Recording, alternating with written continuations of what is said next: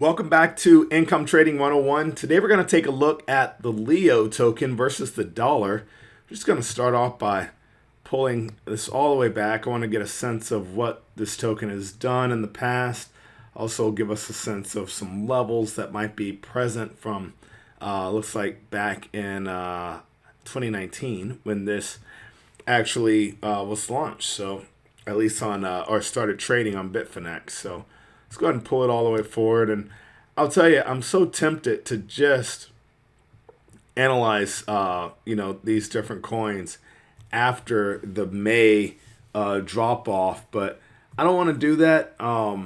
It obviously is relevant, but we're just gonna take basically a year of data and go ahead and do our normal analysis, and then towards the end, we might really zone in on these last couple months post May. So we're going to start off, of course, with the moving averages.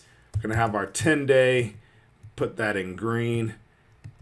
So it's going to be looking for our buy signal. We'll use a 20-day, put that as a red because it's going to be more of a sell signal for us. And then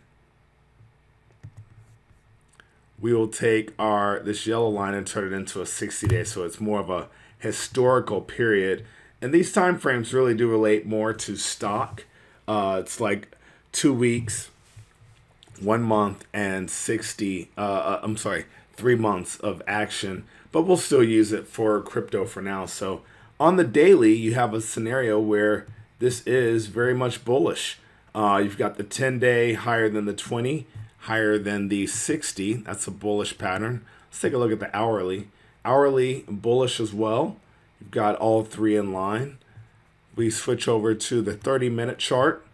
Bullish as well. And let's see if we're going to be 4 for 4.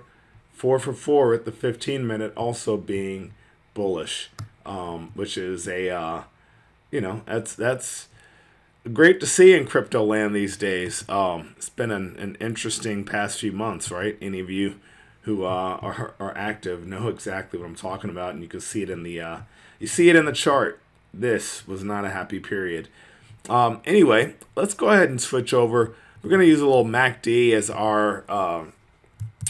our stochastic indicator, momentum indicator. And hey, by the way, if you don't understand any of these technical indicators that I'm using, feel free to watch. There's a link to a video in the description that is called How to Trade Stock Using Technical Analysis.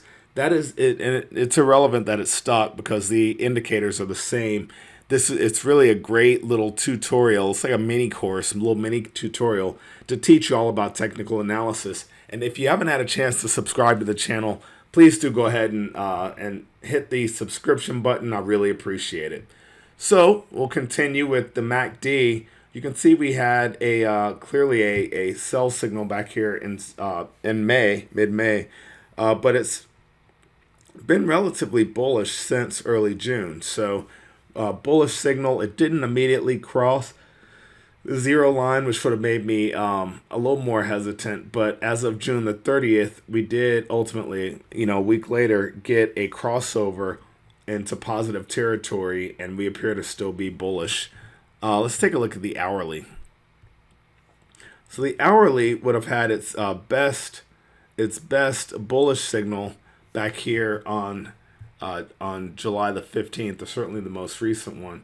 If you're wondering why that flatten lines out like that, it's because price hasn't had the same volatility at this lower time frame, and that's why it all looked the same.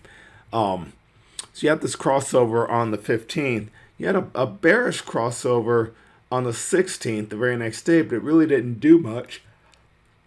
And before giving another bullish crossover on the 17th, and it's been higher since. I imagine, given that the 1 hour is this way, the 30 and the 15 are going to be a lot more volatile. So sure enough, you've got that bearish signal on the 16th, but it went back bullish later that day. And it's just been oscillating around the zero line, bullish on the 17th, and it stayed above. And I don't use the MACD at the 15-minute level for various reasons, but just to walk through it, though, you've got this bullish indicator back on the 17th, and it's really sort of oscillated, even though it crossed bearish here later that night. it did not cross the zero line. And so that's when you really are getting an indication that it's just going to be a continuation of the last period or the last trend. Strong bullish signal back on the 15th, but you had a bearish as well. So like I said, like in the shorter the time frame, the more volatility you get with the MACD. So it really makes it hard to make actual trading decisions using that indicator at short time frames. So gonna change the scale one more time. You can see this came off of a high of $3.90, went to a low of $2. And just a year ago, we had this thing trading, trading just barely over $1.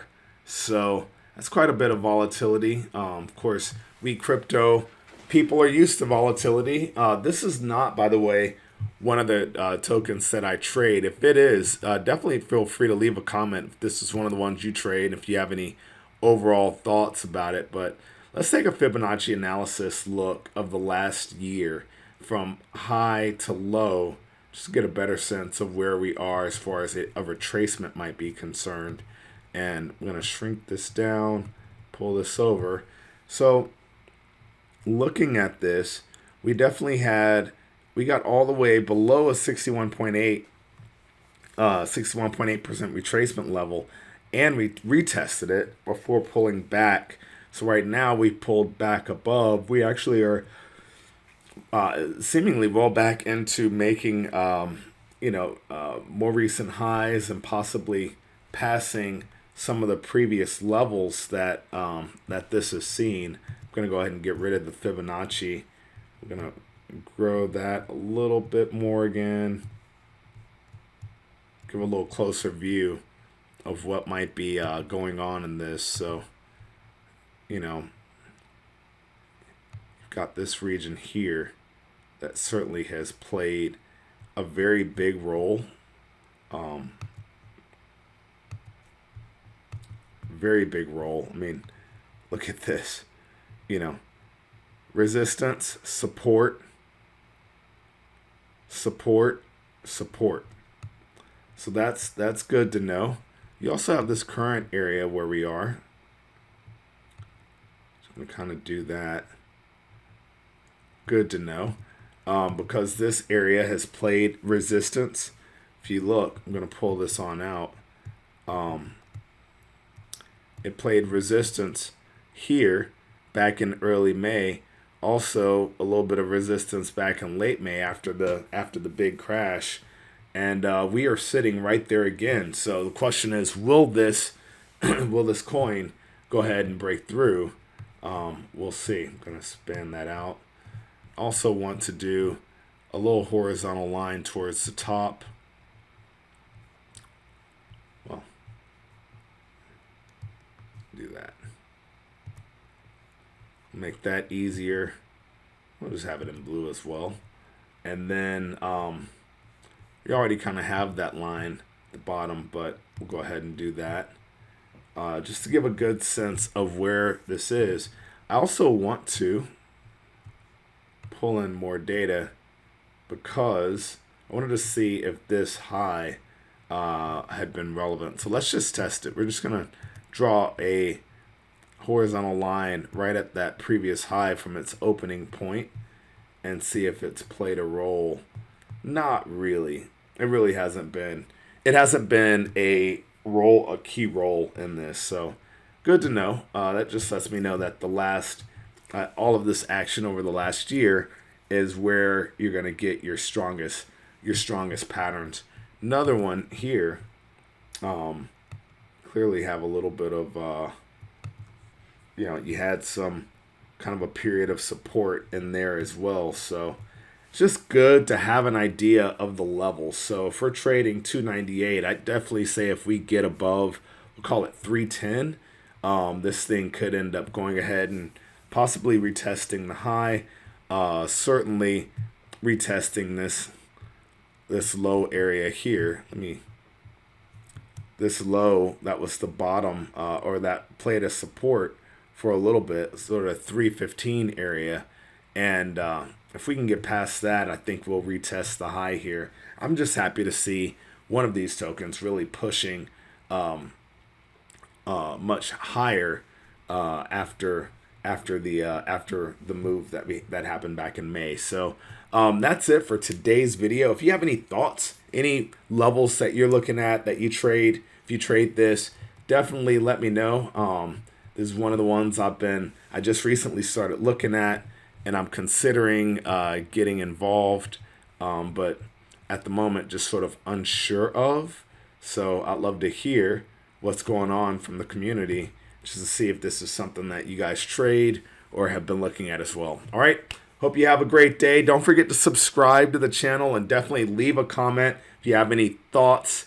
And have a great week. Happy trading.